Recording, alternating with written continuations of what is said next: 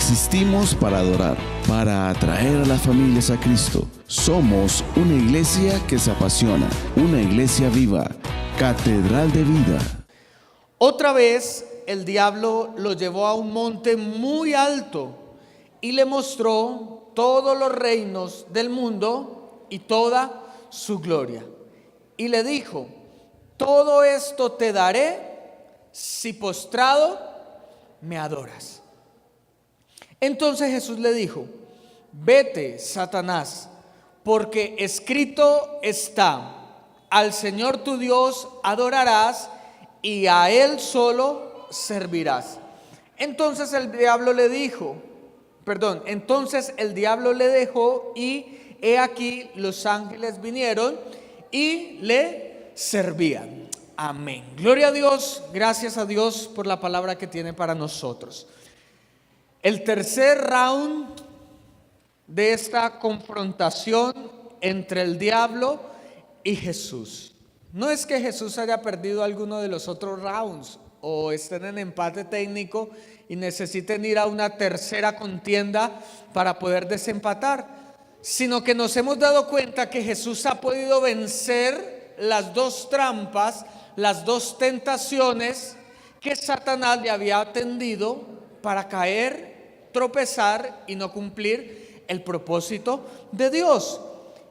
Y hoy, en esta porción, nos damos cuenta cómo Jesús puede vencer la tentación, pero no solo puede salir librado, salir en santidad, sino que también podemos ver en este pasaje cómo Satanás no volvió a tentar a Jesús en ese día en el desierto. Cómo Jesús pudo echar fuera la obra de las tinieblas. Estudiemos entonces nuestro pasaje. Empieza diciendo el versículo 8 que otra vez el diablo lo llevó a un monte muy alto. Ya Satanás había tratado de tentarlo llevándolo a lo más alto del templo, al pináculo del templo. Pero esta vez Satanás escoge otro lugar geográfico para tentar a Jesús. Pero era un lugar muy alto, porque desde ese lugar se podían ver todas las naciones de la tierra, toda su gloria, todo su esplendor, todas sus riquezas, sus ejércitos, sus tesoros, sus construcciones podían verse desde ese punto elevado. Ahora, ¿por qué escoge un monte? Porque esta figura de subir a un monte nos muestra el tipo de distracción que Satanás quería dar a Jesús. Y esta tentación consiste en tratar de llegar a la cima sin ningún tipo de esfuerzo. Tratar de llegar al éxito sin haber luchado, sin haber sacrificado, sin haberse esforzado. Subir a un monte no es nada fácil. Tiene que tener uno un buen estado físico, tiene que tener tiempo, tiene que dedicar a ello muchas cosas para poder subir a la montaña, porque subir a un monte requiere de mucho esfuerzo. Sucede de la misma manera con muchas áreas en nuestra vida. Satanás quería que Jesús llegara a cumplir su propósito de constituir todas las naciones para él mismo, sin haber pasado por el sacrificio de la cruz, sin haber pasado por todo lo que conllevaba un ministerio para salvar a las naciones. Y se las muestra. Pero Jesús pudo vencer la tentación. Asimismo puede suceder con nosotros. Podemos tener tentaciones de tal manera que podemos ver la bendición de Dios, pero con la tentación de lograrlo sin esforzarnos, sin luchar por ellas. Anoche estábamos casando una pareja de la iglesia, una pareja de jóvenes. Y el miércoles hablaba con ellos y me decía: pastor, esto es muy difícil casarse. Eso le toca a uno que organizar, que los invitados, que la comida, que el hotel, que la luna de miel, que los músicos, que el que nos va a casar, y estamos estresados. Porque toda bendición lleva consigo un esfuerzo, un proceso, un trabajo. Hay personas que dicen, pues si vamos a estar juntos, ¿qué más da que nos esforcemos o no nos esforcemos en el matrimonio? ¿Por qué no nos vamos a vivir juntos? ¿Por qué no consumamos este matrimonio en una panadería? Y ya, no hay esfuerzo, no hay sacrificio, no nos casemos. Ahí está Satanás presentándonos una tentación de llegar a nuestra meta sin un esfuerzo. ¿Qué decir de las finanzas? ¿Cuántas veces no somos tentados en las finanzas de tener eso que quizá Dios nos prometió, una casa, un vehículo, una empresa, pero sin pagar el precio de lo que conlleva ser bendecido materialmente? Y como que los ojos se le alumbran a uno porque uno dice, puedo tener mucho resultado con poco esfuerzo. La tentación de las finanzas. Y así en todas las áreas de la vida, Satanás puede llegar al creyente a tratar de mostrarle algo que ni siquiera le pertenece a él.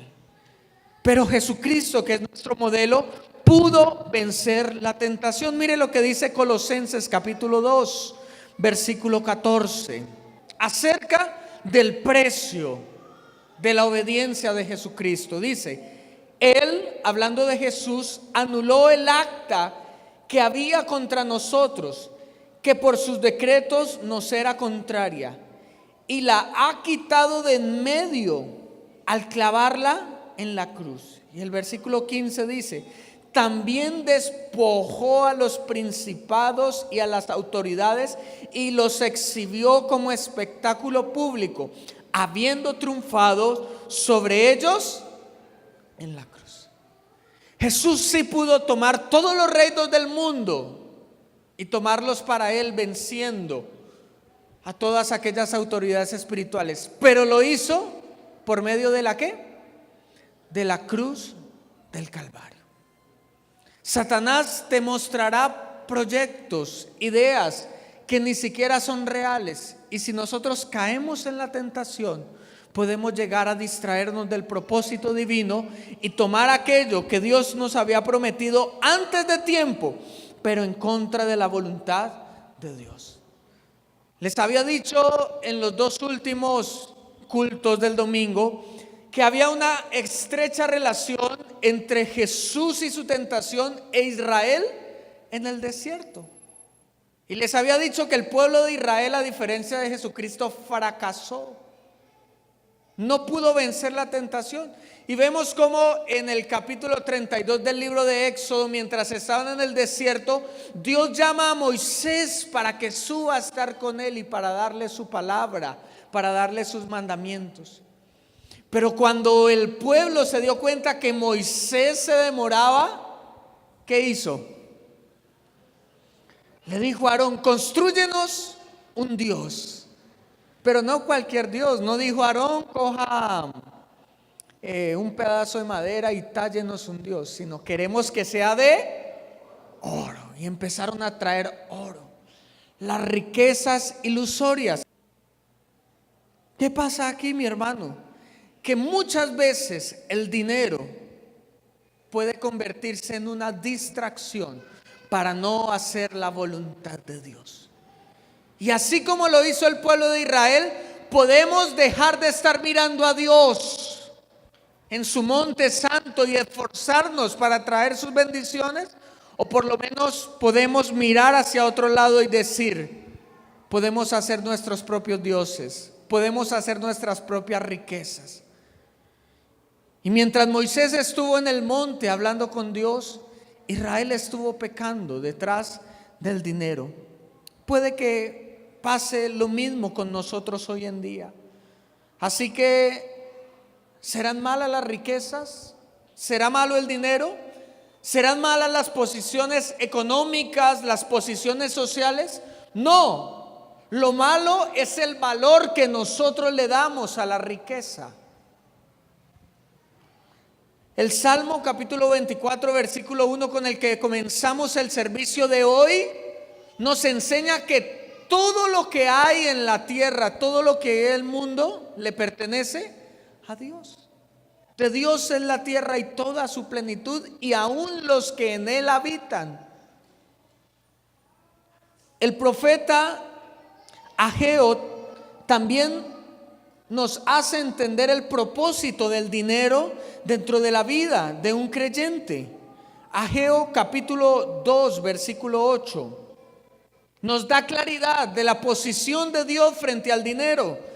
Dice: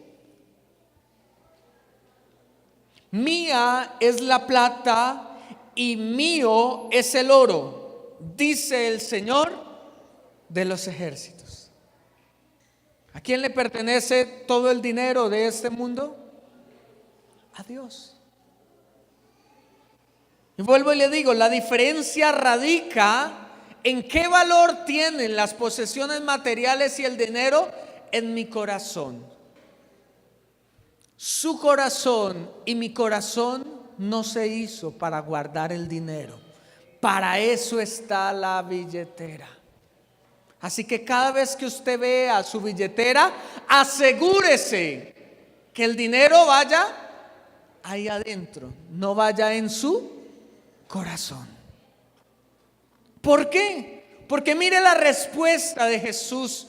Jesús les citó lo que dice Deuteronomio y le dice: apártate, aléjate de mí, Satanás, porque escrito está: solamente al Señor tu Dios adorarás y exclusivamente a Él servirás. Así que la idea central no fluye en las riquezas, porque al fin y al cabo las riquezas ya están en los reinos. La idea central de esa tentación es la adoración a las riquezas. Colocar el corazón en las riquezas más que en aquel que es el dueño de las riquezas. Si Satanás quería que se postrara delante de él para recibir todo tipo de riquezas, quería que le adorara. Estudié entonces qué es la adoración y encontré una definición de lo que es adoración. Dice que la adoración es el acto por el cual se expresa reverencia, respeto, honor, amor y obediencia. Eso significa adorar algo o a alguien. Es el acto por el cual se expresa reverencia, respeto, honor, amor y obediencia a Dios. Pero ¿por qué quería Satanás llegar al fondo de todo esto? Porque cuando nosotros encontramos en la Biblia la palabra adoración, en realidad la intención que la Biblia quiere que nosotros entendamos es la tarea de los esclavos o de los sirvientes. Cuando se escribe acerca de la adoración, los autores bíblicos pensaban en aquel hombre muy influyente que tenía sus propios esclavos. Y cuando iba a su casa, a su finca o entraba al lugar donde trabajaba y los esclavos estaban trabajando, apenas veían que llegaba su amo, su dueño, su patrón, ellos tenían que parar lo que estaban haciendo y hacer como mínimo una reverencia, adorar a su patrón. Es lo mismo que Dios te está pidiendo a ti. Muchas veces cuando sabemos que Dios va a pasar o que hay algo de Dios, somos tentados a seguir haciendo lo que nosotros creemos que es más importante. Y muchas veces dejamos pasar las oportunidades espirituales por darle adoración al dinero.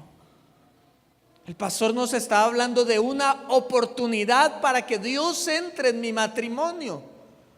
Y tenemos un proyecto que da muchos resultados para que los matrimonios empiecen a establecerse con unas bases sólidas. Pero sé que también en el corazón de muchos dicen: sí, yo sé que eso es de Dios, es muy lindo, pero yo estoy tan ocupado en lo mío que no puedo darle adoración, no puedo darle reverencia a Dios y permitirle que Él entre a mi hogar, que entre a mi casa. La tentación sigue latente de postrarnos y adorarnos delante de las riquezas. Pero Jesucristo también nos enseña una gran verdad frente a la adoración, porque no solamente dijo, escrito está, al Señor tu Dios adorarás, sino que la segunda frase es aún más reveladora acerca de aquel que tiene un corazón de adorador. Dice, y solamente a Él servirás. Porque la adoración y el servicio van ligados, van de la mano. Yo no puedo decir que soy un adorador, que tengo un corazón de adorador, si mi vida no está al servicio de Dios. Yo no puedo decir que me constituyo un gran adorador si no me constituyo también en un siervo de Dios. Así que quien quiere aprender a ser un adorador tiene que dedicarle tiempo en servicio a Dios. ¿Por qué? Les había dicho que en las otras dos tentaciones hay peligros que nos hace vulnerables a fracasar. Les dije que en la primera tentación de los panes, aquel que tiene una escasa vida espiritual es más propenso a caer. Aquel que no tiene hábitos espirituales del ayuno, de la oración, de la lectura de la Biblia, tarde que temprano, más bien más temprano que tarde, va a caer en la tentación. Hace 8 días, cuando Jesús estaba en el pináculo del templo, les dije que aquel que tiene poco estudio de la palabra de Dios es más vulnerable a fracasar, es más vulnerable a caer en la tentación. Pero aquí lo que Jesús nos quiere enseñar es que aquel que dedica poco tiempo al servicio, más temprano que tarde va a caer en tentación. Aquel que dice, yo estoy tan ocupado que no puedo entrar en ninguno de los programas que ofrece la iglesia para servir, tranquilo, eres más vulnerable a la tentación. Se lo quiero ilustrar de la siguiente manera. ¿Cuántos tienen hijos acá de 10 a 18 años? Levanten la mano. ¿Listo? ¿Cuántos tienen menores de 10 años? Levántenme la mano. Entonces reciban este consejo. Y los que ya están viejitos, pues bueno, para los nietos les sirve el consejo. Mire, no hay nada más peligroso que un muchacho, un niño entre los 10 y los 18 años desocupado, sin hacer nada. Cuando usted permite que su hijo no tenga tareas a realizar, usted le está diciendo, caiga en la tentación. Recuerdo que cuando yo salía de vacaciones, mi papá hacía una lista de qué haceres en la casa. Una lista larguísima. Yo dije, uy, vea, la lista de toda la semana. No, era para un solo día. Y con el tiempo me di cuenta que en un día yo no podía hacer todo eso que estaba ahí escrito. Así me esforzara, así nos reuniéramos entre todos los hermanos, no podríamos realizar lo que estaba ahí escrito. Entonces empezábamos y no, eso no se puede. Entonces veía una horita de televisión y después cuando iba a llegar, rápido, ¿qué hay que hacer? Adelantemos. ¿Por qué? Porque si no me mantenían ocupado, yo era propenso a mis amistades que me llevaban a malos caminos. Era propenso a la televisión, era propenso a la pereza. Así que mis padres se idearon la manera de que siempre estando ocupado no tuviera tiempo para caer en la tentación. Es lo mismo que Dios quiere hacer en tu vida como padre. Dios quiere mantenerte ocupado en los asuntos de su reino, en los asuntos de su obra. Porque si tú dices ser de Él, pero no dices dedicar tiempo para servirle, serás más propenso a caer en la tentación. Es por eso que si usted quiere aprender a vencer la tentación, coloque su vida al servicio de Dios. Yo sirvo en la iglesia desde que tengo uso de razón. Y les puedo decir las veces que me he salvado de la tentación solo por tener una responsabilidad dentro de la iglesia. Hablo con los jóvenes. Solamente con el hecho de saber que tengo una responsabilidad, que tengo que cumplir algo, ha hecho que no me desvíe por el camino de Dios. Era lo que Jesucristo quería decirle a Satanás. Tú no puedes exigirme que yo te adore porque toda mi vida está al servicio de Dios. Así que es buen momento para hacernos la pregunta: en este momento, ¿a quién estás adorando? ¿A quién dedicas tus fuerzas, tus pensamientos, tus recursos?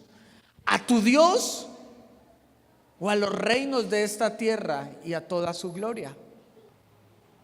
Era la tercera vez que Satanás intentaba tentar a Jesús, pero Jesús dijo: a esto hay que ponerle punto final, porque si no, Satanás no se cansa. El diablo no se hubiera cansado de tentar a Jesús. Me he dado cuenta que muchas veces nos cansamos primero nosotros de orar y de reclamar las promesas de Dios, que Satanás de hacer su trabajo para hacernos caer. Así que Jesucristo fue consciente de que era el momento indicado para decirle: no más, hasta aquí llega este juego y te vas a ir derrotado y yo voy a salir en victoria. Es por eso que en el pasaje que vemos en el versículo 10, Jesucristo llama de una manera diferente al diablo que no había estado dentro de la historia. Si usted se da cuenta, ahí en el versículo 1, en el versículo 3, en el versículo 5, en el versículo 8, ¿cómo le llaman? El diablo. Pero en la tercera respuesta de Jesús, ¿cómo lo llamó? Satanás. Ahora, después de haber vencido la tentación, Jesús tenía las herramientas para vencer a Satanás. ¿Qué significa diablo? ¿Qué significa Satanás? La palabra diablo, que viene del griego diabolos o diablo, significa mentiroso, enemigo, acusador, calumniador, testigo falso. Mientras que la palabra Satanás significa adversario. Y hay una gran diferencia entre ver al diablo como el diablo y a verlo como Satanás. Porque cuando tú lo ves a él como el diablo, es porque él te está acusando, te está diciendo: mira, si tú eres el Hijo de Dios, mira, no que tú eres cristiano, pero no dice usted que llevan la vida cristiana y aún haciendo lo mismo, te está queriendo señalar, te está haciendo querer recordar tus pecados anteriores. Pero cuando Jesucristo lo vio, ya no lo vio como el acusador, sino que lo vio como un adversario, como un oponente. Y cuando hay dos oponentes, significa que alguno de los dos tiene la posibilidad para vencer. Ya no lo estaba viendo como el que lo acusaba por lo que había podido haber hecho, sino que lo estaba viendo de tal manera que o se iba él a caer en la tentación. Por eso le llama: apártate de mí. No, eso le dijo a Pedro, le dijo. Entonces Jesús le dijo: vete, Satanás, vete, Satanás. Se acaba esta lucha ahora. ¿Qué motivó a Jesús para que viera al diablo como Satanás? Hay tres conceptos muy claros que usted debe tener en su vida cristiana. Número uno, usted tiene que saber qué es la oración. Número dos, usted tiene que saber qué es la intercesión. Y número tres, usted tiene que saber qué es la guerra espiritual. Número uno, ¿qué es la oración? La oración es la comunicación que tengo yo con Dios cuando abro mi corazón y a través de mi boca hablo con Él. Tengo una relación. Él escucha mi voz y yo escucho su voz. Ahora me he dado cuenta que dentro de nosotros hay muchos que no saben orar, que llegan a la iglesia y son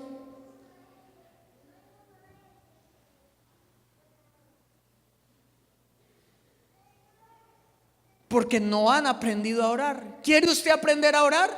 Venga a Camino de Vida y con mucho gusto cada uno de los maestros le va a enseñar qué es la oración, cómo hacer la oración, por qué no nos dan ganas de orar, por qué si nos dan ganas de orar. Para eso estamos allí. Pero hay un siguiente nivel, como quien quiere aprender a correr, pero primero tiene que empezar gateando. Primero tienes una vida de oración, pero después viene un segundo nivel, que es el nivel de la intercesión. ¿Qué es la intercesión? Es la oración en la que un intercesor se pone entre Dios y los hombres para clamar a su favor. Si tú no sabes orar, muy seguramente no vas a poder interceder. Intercesión es cuando yo me pongo en favor de otras personas y hablo con Dios. Dios, no soy yo quien está sufriendo, no soy yo quien está pasando por esto, pero yo te pido que de todas maneras con mi oración tú obres. Seremos buenos intercesores cuando hayamos aprendido a orar. Pero hay un tercer nivel, que es el nivel de la guerra espiritual. ¿Qué es la guerra espiritual? Es la confrontación de poderes espirituales. Es la confrontación de poderes espirituales donde Dios manifiesta su soberanía y poder por medio de la iglesia sobre Satanás y el mundo. Vuelvo y le leo. La guerra espiritual es la confrontación de poderes espirituales donde Dios manifiesta su soberanía y poder por medio de la iglesia sobre Satanás y el mundo. ¿Sabe cuál es la diferencia entre la oración, la intercesión y la guerra espiritual? Que la oración y la intercesión la hacemos a Dios, mientras que la guerra espiritual la hacemos a Satanás. Hablamos a Satanás. Ya no le estamos pidiendo a Dios, sino que estamos diciendo: Señor, yo tomo de tu autoridad y voy a derrotar a Satanás, porque él es mi, ¿qué significa Satanás? Adversario, y que si él puede ganar, yo también puedo ganar. Solo que si nosotros no tenemos una vida de oración, no tenemos una vida de intercesión, muy difícilmente vamos a ganar las batallas de la guerra espiritual. Y fue lo que Jesús vio. Jesús dijo: este es el momento en hacer una guerra espiritual. Y en la vida de Jesús veo dos maneras que él utilizó para poder vencer a Satanás. Número uno, él venció la tentación, es decir, la santidad.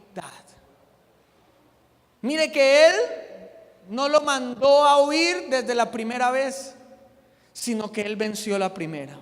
Vino la segunda tentación, la venció. Y a la tercera dijo: ya he demostrado que no he caído. Ahora sí, vete, Satanás.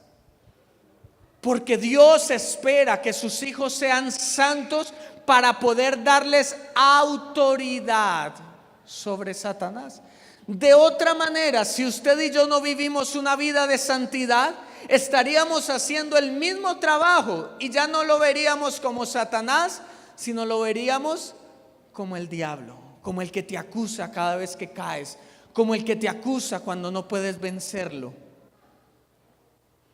Hay personas que dicen: yo voy a hacer guerra espiritual y voy a levantarme a orar y voy a orar en el nombre de Jesús. Satanás se va y todas mis finanzas me la devuelve y con intereses, y en la palabra de Dios dice: y te vas, Satanás. Y Satanás dice: pero ¿para qué me voy a ir si usted está trabajando conmigo? Usted ni siquiera diezma, usted le está robando a Dios. Estamos trabajando los dos de la mano. Chóquela, socio.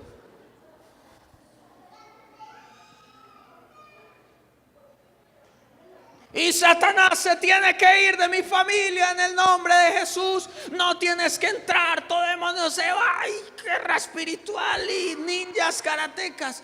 Pero dentro de tu vida hay inmoralidad sexual. Y Satanás dice: no, yo que me voy a ir si acá tengo un buen socio, un buen compañero. Jesucristo venció la tentación y de su santidad pudo hacerle frente a Satanás. Pero Jesucristo no solamente pudo vencer a Satanás con su santidad. Número dos, la venció con autoridad. Y la autoridad se da a las personas que son obedientes. Nunca puede haber autoridad sin obediencia. Algunos creen que la autoridad la tiene el que más grite. ¡Y Satanás! Satanás, no le escucho. Otros creen que la autoridad la tiene según su nivel de liderazgo.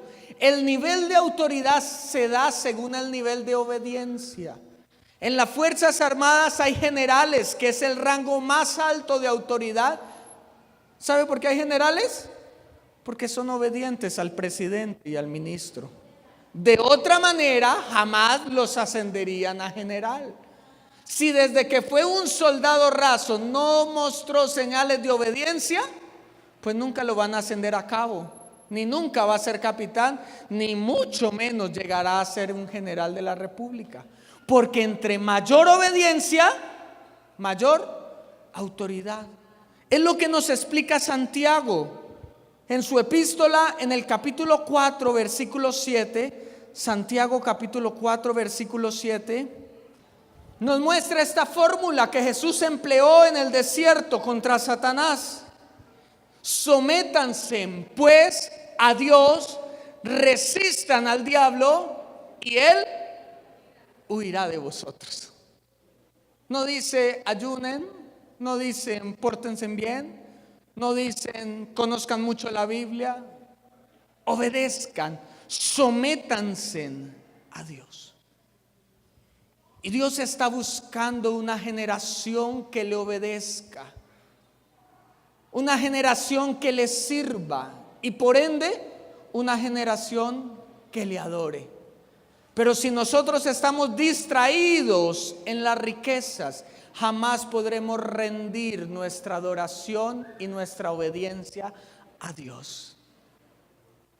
¿Qué le pide Dios a usted para ser obediente? No me diga, Dios solamente me pide obediencia, porque la obediencia se mide según las acciones. Usted no le dice a su hijo, quiero que sea obediente. Diga, soy obediente. Y su niño, soy obediente. Todos los días diga que soy. Uy, qué niño tan obediente. Usted no mide la obediencia de su hijo así. ¿Cómo mide la obediencia de su hijo? Vaya a la tienda y me compra un arroz. Vaya y arregle el cuarto. Vaya, por favor, y hágame esta consignación. Si lo hago, me constituyo obediente. Si no, soy desobediente. Lo mismo sucede con Dios. La vida cristiana también se trata de muchas órdenes que Dios nos da. Él nos pedirá algunas veces, quiero que este año te comprometas conmigo. Quiero que empieces las escuelas de formación. Quiero que te bautices. Quiero que te mandes a casar y ya no vivas en unión libre. Quiero que dejes esos amigos que tienes. Quiero que cambies ese novio que no me conoce a mí. Quiero que empieces a trabajar en un ministerio. Y constantemente Él está probando nuestra obediencia para saber si también puede depositar en nosotros su autoridad. La pregunta es, ¿somos nosotros lo suficientemente obedientes para tener la autoridad y poder reprender a Satanás? De lo contrario, nunca podremos vencer a Satanás y solamente lo vamos a tener como nuestro acusador. Nos puedes llamar al teléfono 515-0863 y al celular 304-638-8150.